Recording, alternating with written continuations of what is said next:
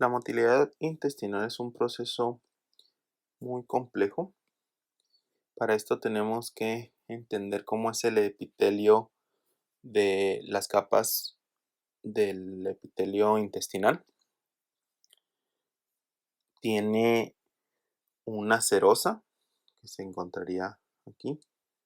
Después tiene una capa muscular longitudinal. Después está el plexo mientérico, que son neuronas que se encuentran aquí. Luego está el músculo liso circular. Después está el plexo submucoso. Luego tenemos una capa muy pequeña que en ocasiones no está, que es la muscularis mucosae. Y finalmente la submucosa. Todas esas capas revisten el intestino y se encuentran desde el esófago hasta el ano. Varía en algunos pequeños lugares, pero prácticamente es lo mismo durante todo este tracto gastrointestinal. El sistema nervioso entérico es lo que va a regular la motilidad del intestino, de todo, desde el esófago hasta el ano, y también las secreciones que vimos en el video anterior, por la vía neuroendocrina. El sistema nervioso entérico prácticamente es un apartado del sistema nervioso autónomo. Muy pocos libros lo consideran así, muy pocos autores, pero el sistema nervioso autónomo sería sistema nervioso simpático y parasimpático, más el sistema nervioso entérico, porque es un sistema muy complejo y muy abundante que se debe de considerar y es autónomo. Entonces, o lo vemos dentro del sistema nervioso autónomo o por separado, pero igual es un sistema nervioso muy importante. Este consta de neuronas sensitivas, que serían estas que están aquí. Estas neuronas sensitivas sensan los neurotransmisores que se liberan, ya sea hormonas o neurotransmisores que liberan algunas otras neuronas que están por aquí, o lo que liberan las células enteroendocrinas. Entonces pueden estimular a estas neuronas sensitivas. Son de dos tipos. Unas se llaman IPAN, que significa neurona aferente primaria intrínseca, que se refiere a que su acción se va a limitar al sistema nervioso entérico. Y las otras se llaman EPAN, que estas van a llevar la información al sistema nervioso central. Lo pueden llevar por fibras vagales aferentes que irían hacia el núcleo del tracto solitario que regula al nervio vago hasta el tallo cerebral, o podrían ir por el nervio espinal hacia las vías de sensaciones generales, como la vía espinotalámica, que lleva el dolor y la temperatura. Algo así como estamos viendo en este esquema. Bien, esta sería una vagal aferente extrínseca que se va por todo el nervio vago sensitivo y llega hasta el tallo, hasta el tallo, ¿no? En el bulbo. Y las otras serían las que van por el nervio espinal, por la raíz espinal, perdón, y llegan a las vías de la médula espinal que ascienden. Entonces prácticamente esas dos, una lleva sensaciones especiales y la otra lleva sensaciones como dolorosas o generales, temperatura, etc.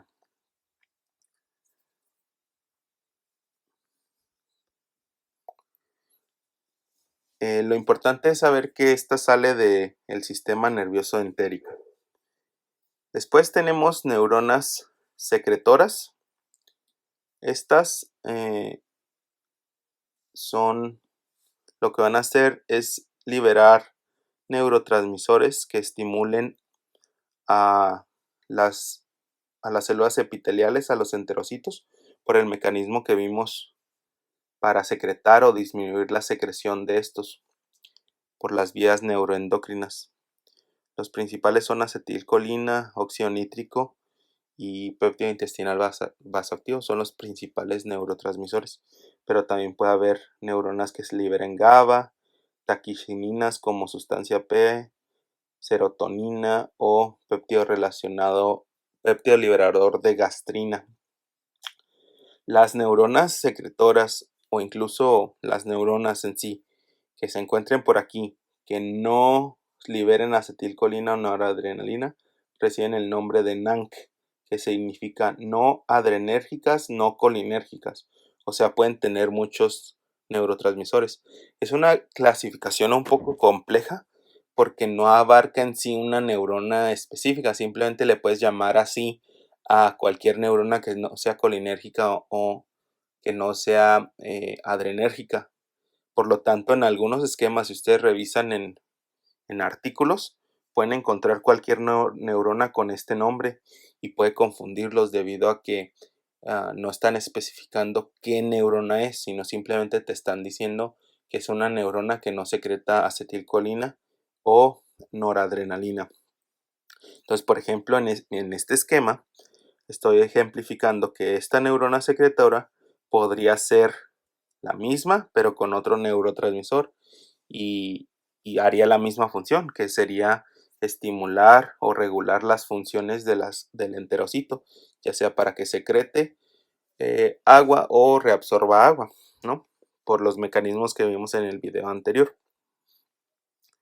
Entonces, cuando una neurona sensitiva es estimulada aquí, a la intrínseca, por ejemplo, manda la señal a estas neuronas descendentes y ascendentes, sea neurona descendente, interneurona descendente o interneurona ascendente. Esta neurona IPAN usa neurotransmisores como sustancia P, acetilcolina o péptido relacionado a calcitonina para estimular a estas interneuronas. Y estas interneuronas pueden ser de acetilcolina, de sustancia P o de ATP para estimular a estas neuronas. En este caso, la ascendente, esta azul, está estimulando a esta neurona que es una neurona motora entérica excitadora, la cual libera acetilcolina o sustancia P para contraer la parte cefálica del intestino, es decir, como en el lumen va hacia allá, entonces acá es cefálico o rostral le llaman también, y acá es anal. Entonces, cuando se recibe el estímulo aquí, se contrae la parte cefálica y mandas la señal con la descendente para estimular a la neurona motora entérica inhibitoria, que sería esta, la cual puede liberar péptido intestinal vasoactivo, ATP, óxido nítrico o neuropéptido Y. Hay de distintas, o sea, esos son los neurotransmisores que se han descubierto. Y esta va a relajar esta parte. Entonces la parte anal se va a relajar generando algo así. Está el intestino, aquí se contrae y acá se relaja. Entonces aquí está el estímulo. No sé si entienden la imagen. Se contrae aquí y acá se relaja con la finalidad de que lo que está aquí, avance para acá, lo expulses. ¿Sí? Ese es el movimiento en general y se le llama reflejo contráctil intestinal porque simplemente estimulas aquí con algo, la presión o lo que sea necesario, y esta neurona lo sensa y contrae esta parte del músculo y relaja esta. Es muy simple. Las neuronas que van fuera del intestino, o sea, las neuronas extrínsecas, esas llevan la información, pues depende, si es espinal, pues a la corteza para decir, me duele aquí, ¿no? Si es espinal. Pero si es aferente vagal, esa va a llevar la información al núcleo del tracto solitario, que lo he mencionado mucho en este video, o en videos anteriores. Este núcleo del tracto solitario es el que regula prácticamente al sistema parasimpático, al vago. El sistema parasimpático a nivel de los nervios craneales, pues existe en el par craneal 3, en el par craneal 7, en el 9 y en el 10. Esta función sería el par craneal 10, o sea, el vago. Entonces, el vago manda las señales y tiene una infinidad de acciones aquí. El sistema nervioso entérico, que sería todo esto, lo que no es verde de esta neurona, funciona solo, pero el sistema parasimpático lo regula. Es decir, puede mandar neuronas hacia el músculo longitudinal o hacia el músculo circular para contraer. Puede estimular a las neuronas secretoras. Por ejemplo, si esta fuera de acetilcolina, pues simplemente estuviera en verde, ¿no? Y ya, no pondríamos más, pero por eso quise especificar que puede ser de otro tipo, ¿sí? Y por eso se llama NANC. Y estas podrían estimular la secreción como habíamos quedado. O bien puede estimular neuronas locales como de serotonina o dopamina, que regulan a las neuronas motoras excitadoras. Por ejemplo, la acetilcolina podría estimular a esta neurona de serotonina para estimular directamente a la neurona excitadora y generar peristalsis. O podría inhibir, a esta neurona de dopamina, que es inhibidora, para así estimular a la peristalsis, es decir, potencia la estimulación e inhibe la inhibición. Y esos serían los efectos del sistema parasimpático sobre el sistema nervioso entérico. Por otro lado, el sistema parasimpático regularía de manera negativa al sistema nervioso entérico, es decir, va a disminuir las secreciones y va a disminuir la motilidad intestinal. ¿Cómo lo hace? Generalmente lo hace con neuronas noradrenérgicas, las cuales llegarían ya sea a la submucosa, aquí al plexo submucoso, y estimularían a receptores GI para inhibir la secreción, porque los receptores más abundantes en este sistema son los alfa 2, los más abundantes adrenérgicos. ¿Okay? También puede ejercer efectos directos sobre el músculo o sobre las neuronas motoras entéricas excitadoras o neuronas motoras entéricas inhibidoras. Inhibiera a las excitadoras y estimulara a las inhibidoras. Este efecto lo puede hacer también con otro tipo de neuronas, ya sean dopaminérgicas, con neuropéptido Y, con ATP o con sustancia P, pero todas estas neuronas fueran neuronas NANC. Por eso les digo que esa clasificación es un poco confusa, pero supongamos que de aquí nace una neurona y al final libera neuropéptido Y, siguiera siendo una neurona postganglionar simpática, pero fuera una neurona NANC, ¿sí? Porque no sería noradrenérgica ni colinérgica. Y esos serían los efectos del sistema simpático en el sistema nervioso entérico, que este puede ser autónomo, es decir, funciona solo, pero el sistema parasimpático lo puede potenciar y el sistema simpático lo puede inhibir. Antes de finalizar con este tema, voy a corregir un poquito esto para explicarles un poco más de las NANC. Por ejemplo, aquí, si hacemos esto, aquí terminaría la neurona parasimpática y aquí iniciaría la nueva neurona ah, parasimpática, ¿sí? Entonces, algunos textos a esta neurona la llaman, a esta neurona la llaman neurona parasimpática postganglionar. Y en realidad sería esta neurona secretora, neurona secretora del sistema nervioso entérico. Creo que es la forma más correcta de llamarla, pero en realidad es lo mismo, solo que en las bibliografías no se ponen de acuerdo cómo mencionarlas. Entonces, si noten el color, el verdecito está representando que es parte del sistema nervioso parasimpático y esta está representando que es una neurona propia del sistema nervioso entérico. Pero leyendo distintas fuentes, prácticamente son la misma función.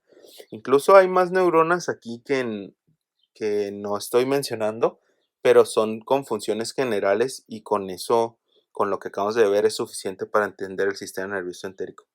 Entonces, todas las neuronas que no tengan acetilcolina o noradrenalina, ya sean simpáticas o parasimpáticas, entran en la función NANC, aunque no sean del sistema nervioso eh, aunque no sean del sistema nervioso simpático o parasimpático en sí, per se. Bueno, creo que ahora sí, eso es todo de la motilidad, pero podemos agregarle los fármacos que actúan aquí. Por ejemplo, los procinéticos serían todos estos. Tenemos a los que son agonistas 5-HT4. Si vemos acá, este receptor se encuentra en la mayoría de las neuronas estimuladoras.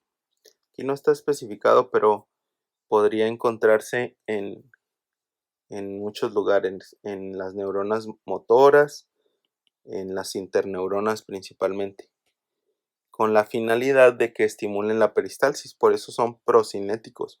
Entonces, estos fármacos estimulan la motilidad siendo agonistas 5-HT4, cinitaprida o cisaprida. Los antagonistas de 2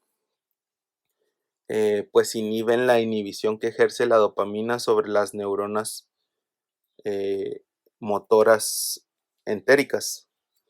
La dopamina aquí está inhibiendo con D2 y entonces si antagonizamos este efecto, esta neurona va a actuar libremente y va a poder generar movimiento. Entonces aumenta la contractilidad. Aquí hablando de la metoclopramida o de los antagonistas de 2, me gustaría hablar un poco del esfínter esofágico inferior, que aunque tiene músculo liso, la gran parte del diafragma, que es músculo esquelético, es la que ejerce mayor presión. Entonces el músculo esquelético que rodea al esfínter es el más importante en cuanto a la presión de este esfínter. Por lo tanto, el sistema de control de este esfínter es muy diferente. Es mediante una vía corticoespinal o una neurona motora del sistema somático. Entonces, esta neurona de la vía corticoespinal va a liberar acetilcolina y el receptor es nicotínico muscular que genera la contracción del músculo esquelético del esfínter esofágico inferior. Entonces, cuando usamos anti-D2, pues inhibimos a las neuronas de la vía indirecta de los ganglios basales, que es un tema muy complejo, que inhiben a la vía corticoespinal, no directamente, pero en todo ese circuito terminan inhibiendo a la vía corticoespinal. Entonces, si inhibimos la inhibición pues esta neurona va a actuar libremente y va a generar contracción del músculo esquelético. Es por eso que el antagonismo de 2 contrae el esfínter esofágico inferior y también promueve la motilidad del intestino, de todo el sistema entérico, aumenta su actividad. Después tenemos todos los colinérgicos, por obvias razones. Vimos que la acetilcolina por el sistema parasimpático estimula los músculos lisos para la contracción y el peristaltismo. Tenemos el betanecol, que es un agonista muscarínico directo. Los inhibidores de la colinesterasa, como la neostigmina, pues haría que hubiera más acetilcolina. Pilocarpina, que también es un agonista directo. De hecho, este se utiliza para los ojos, para producir miosis en glaucoma, para tratar el glaucoma, o también para que las personas saliven cuando no tienen saliva, como en síndrome de Sjögren.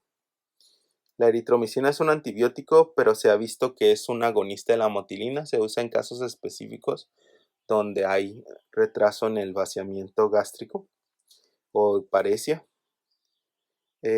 Los antagonistas alfa 2, acuérdense que la noradrenalina hacía efectos inhibitorios mediante este receptor. Entonces, si bloqueamos el receptor alfa 2, pues va a haber movimiento como la clonidina, que se utiliza mucho en diabéticos, sobre todo en las personas que ya tienen trastornos gastrointestinales por neuropatía diabética, gastroparesia sobre todo.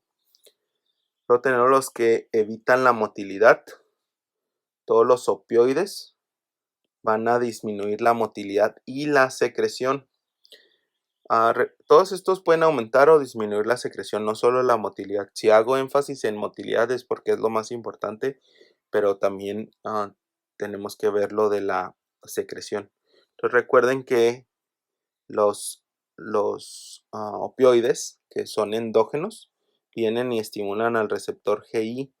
De hecho, hay muchos receptores opioides en todo este sistema, en neuronas entéricas, en músculo, en neuronas secretoras. Entonces los opioides pueden inhibirlo todo. Por lo tanto, inhibiéramos la secreción y la contractilidad con opioides. Estos generalmente son las encefalinas, ¿sí? Que está la betaendorfina y otros opioides reconocidos que pueden ser tanto neurotransmisores o hormonas. Es decir, pueden venir por la vía sanguínea, hormonal, o pueden ser liberados por neuronas secretoras o otro tipo de neuronas que ejercen un efecto neuroendocrino. Entonces, todos los agonistas opioides se pueden usar para diarrea o como efectos antisecretores. Tenemos como ejemplo a la loperamida, a la codeína o la morfina. Los antimuscarínicos también son anticolinérgicos o también son antimotilidad. Colinérgicos no debemos antiacetilcolina y muscarínicos solo a los receptores de muscarínicos, porque la acetilcolina tiene dos tipos de receptores, nicotínicos y muscarínicos. Los que predominan en todo este sistema nervioso entérico y mucosa son los muscarínicos. Entonces, estos van a inhibir pues todos los efectos que vimos de la acetilcolina. Si recuerdan, desde los videos anteriores vimos efectos en el estómago, en el intestino y ahora en el sistema entérico. Entonces disminuyen secreciones por todos lados. Por eso se usan como antiespasmódicos la butiliosina, que no está aquí, pero es muy usado en México. Se usa como antiespasmódico para disminuir la motilidad intestinal en trastornos como intestino irritable o colitis o otros trastornos como diarrea. El Botox se utiliza para acalasia. Este inhibe la liberación de acetilcolina de las neuronas. Entonces, sobre todo en neuronas somáticas del músculo sobre músculo esquelético. Entonces disminuyera el tono del esfínter esofágico inferior. Los bloqueadores de canales de calcio como verapamil o nifedipino pues evitan la contracción del músculo bloqueando la entrada de calcio a todos los músculos. Entonces pueden generar disminución de la contractilidad. Los agonistas del óxido nítrico pues generan vasodilatación y generan relajación de los músculos. Estos también se pueden utilizar en acalasia, tanto bloqueadores de canales de calcio como inhibidores del óxido nítrico. Desde el punto de vista gastrointestinal, obviamente tienen otras funciones en otros órganos. Esta sustancia P es un antagonista en la prepipant, que podría también generar efectos antimotilidad, pero se utiliza más como antiemético. Los agonistas GABA, estos son como relajantes musculares o ansiolíticos, tienen el efecto adverso de generar estreñimiento por obvias razones, porque GABA inhibe la secreción y la motilidad. El octreotide es un agonista o análogo a la somatostatina. El alocetrón es un antagonista 5-HT3, que ese receptor, el 5-HT3, es el principal que se encuentra en estas neuronas extrínsecas que mandan la señal al núcleo del tracto solitario, o también pueden mandar la señal al área postrema, que en el área postrema es más que nada por función hormonal. Cuando la serotonina se libera y va a la sangre, el efecto es por hormona, no por neurona. Entonces, si notan aquí, se puede apreciar que la vena recibe la sangre, recibe todas estas sustancias, serotonina, lo que sea, pueden ir a la sangre e ir al área postrema, que produciera vómito. Entonces estos medicamentos que son antagonistas 5-HT3 evitan que se envíe la señal hacia el núcleo del tracto solitario y que llegue la señal al área postrema, porque aquí también se bloquea ese receptor. El área postrema carece de barrera hematoencefálica, entonces todas las hormonas lo pueden estimular. Si ustedes llegan a leer que alguna de estas hormonas neuropéptidos gástricos estimula en el cerebro, o puede ser porque también es neuropéptido que se libera por una neurona acá, o porque tiene un transportador específico que lo hace que logre atravesar la barrera hematoencefálica. Y si no hay transportador específico es porque hizo su efecto en el área postrema, porque aquí se carece de barrera hematoencefálica. Después tenemos el cualina y pectina. Este es más que nada antisecretorio.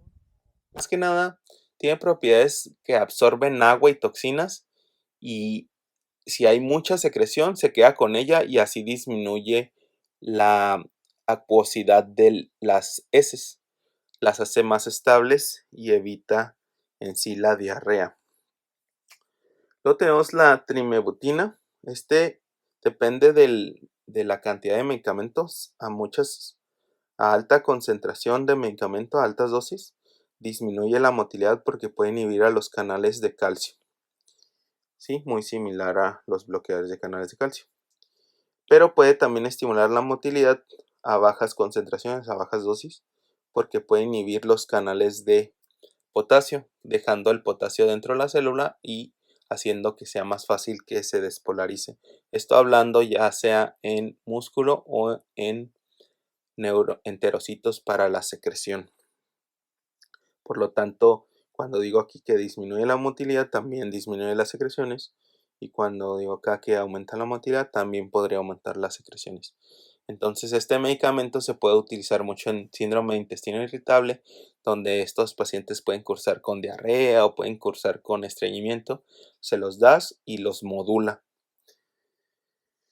Finalmente tenemos los laxantes. Estos, los que forman masa, pues estimulan el reflejo contráctil.